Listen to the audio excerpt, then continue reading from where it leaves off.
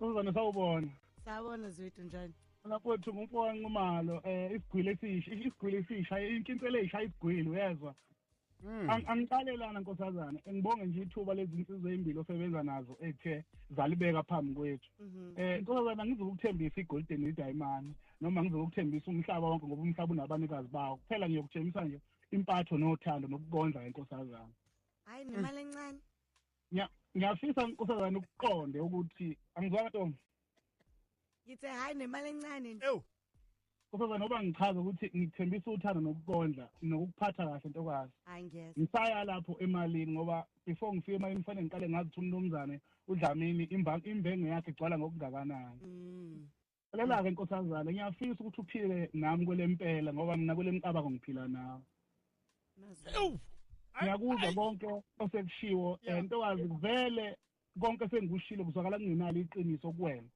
Kodwa-ke angikusoli nkosazana ngoba icala lithethwa ufakazi. Nkosazana ufakazi wami inhliziyo noma ungeke uziyikhiphe uyibone ntokazi kodwa-ke ufakazi wami inhliziyo. Mina ngiyafisa ukuthi unginikeze uthando lwakho. Yonke ntokazi lalela yonke into ekhona la emhlabeni phansi komthunzi welanga edalwa uNkulunkulu bese kuthi abantu beyiphazamisa indalo kaNkulunkulu. uNkulunkulu uthumele lezo nsizwa nazo lapho ukuthi ziveze leli thuba lokuthi ngikhuluma indlela engikuthanda ngayo. Sengawe wena-ke ufuna ukubhidliza into ethanda uNkulunkulu ukuthi ingayenzi. Nsizwa yakithi khuphuka. Hayi bambe sweetie Madlamini. Yebo. Malandela ngokulandela ezinye inkomo zamadoda. Ngiyaphila kodwa mama. Ngiyaphila njani? Ngiyaphila namkosazana. Ukhuluma nolanga lethu. uMadlandeni umshefu kudla abantu abazangisekelambile. Cha ngaphandle nje kokuthi nami ngize ngikumoshele sakhe isikhathi.